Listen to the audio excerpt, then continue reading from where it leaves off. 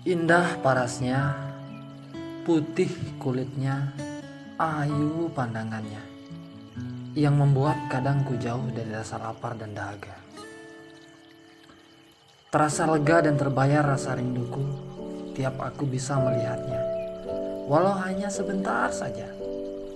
Begitulah kata penutur menggambarkan sosok ayu wanita idamannya itu. Ia bernama Nadia, sementara si penutur itu sebut saja Dedi. Awal perkenalannya dengan Nadia bermula dari dirinya yang biasa keluar malam.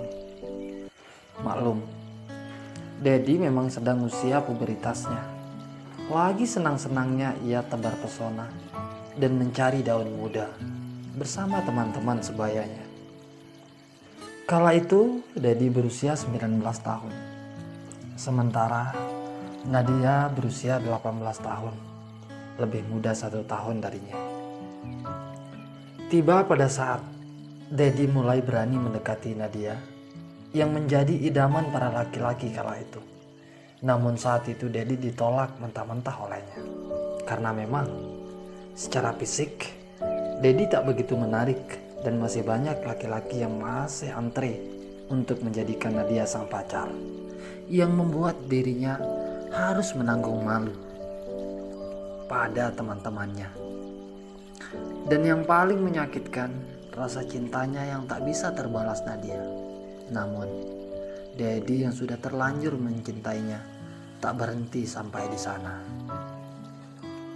Dedi terus berusaha dengan segala cara untuk mendapatkan Nadia, sang gadis pujaannya itu. Sampai pada ia harus mengutarakan rasa cintanya pada Nadia. Namun, lagi-lagi nasib buruk menimpa Dedi.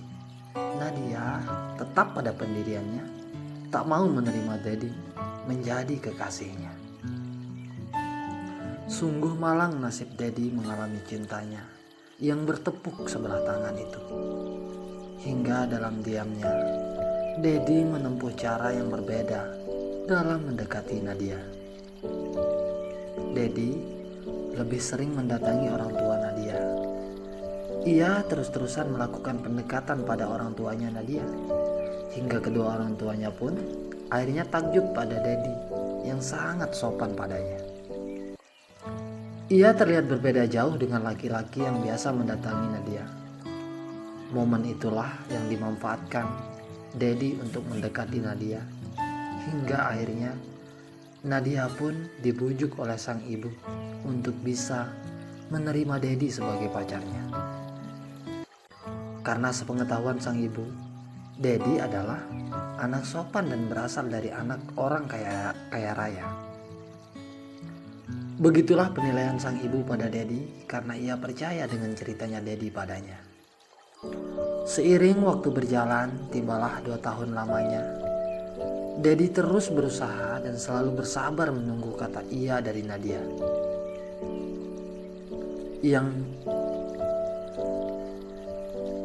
Yang diam-diam selama penantiannya 2 tahun itu, sudah banyak pengorbanan yang dilakukan Dedi, baik waktu, materi yang dihabiskan untuk memenuhi kebutuhan Nadia yang secara diam-diam ia berikan pada ibunya. Dengan harapan agar sang ibu bisa membujuk anaknya.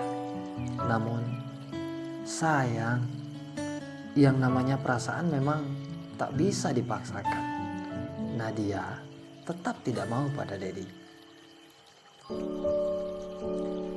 Sehingga sang ibu yang sudah banyak merepotkan Dedi dan memberinya harapan pun tak tahu harus bagaimana pada Dedi membalas kebaikan Dedi selama ini padanya.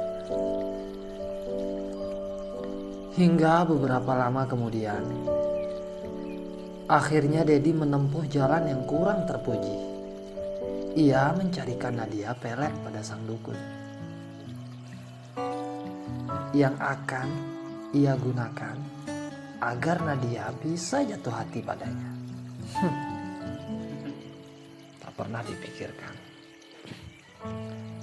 Tapi begitulah kenyataannya. Maka pergilah Dedi ke rumah sang dukun andalannya itu. Sehingga tak lama kemudian ia diberikan ramuan sakti sang dukun yang ia lepas melalui makanan yang ia belikan buat Nadia. Esok harinya pun Dedi menaburkan pelet pada makanan itu dan ia memberikan pada ibunya dan berpesan agar Nadia mencicipinya. Lalu sang ibu curiga. Kok tumben Dedi begitu serius berpesan agar makanan bawaannya harus dicicipi Nadia? Lalu ia bertanya, "Nak, jujur pada ibu, ada apa di makanan ini?" Tanya ibunya Nadia.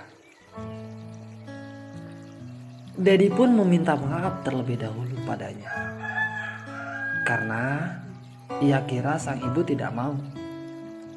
Namun dengan memohon kepada ibunya Nadia dan dengan jujur padanya tentang ramuan itu,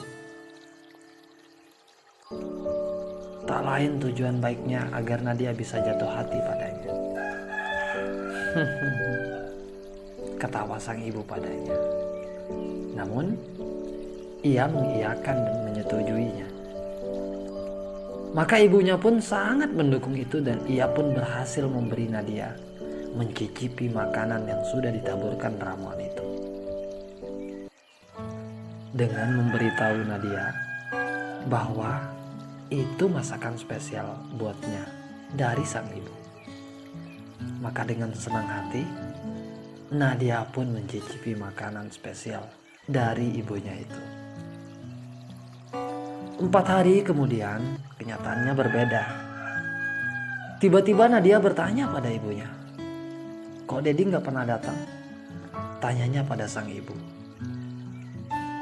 Lalu kabar itu disampaikan pada Dedi, yang akhirnya membuat Dedi terasa bahagia dan sudah berhasil bahwa pelet yang ia gunakan sudah mempan, terbesit dalam hatinya sambil tersenyum. Beberapa hari kemudian, Nadia pun meminta pada Dedi agar mendatanginya. Ajakan Nadia itu membuatnya jadi tambah yakin bahwa ia sudah terkena pelet dukun andalannya itu. Singkat cerita, tibalah Dedi di rumahnya Nadia. Maka suasananya berbeda pun terasa. Nadia yang dulunya cuek kini berbalik. Maka keadaan itu membuat ibu Nadia menjadi bahagia.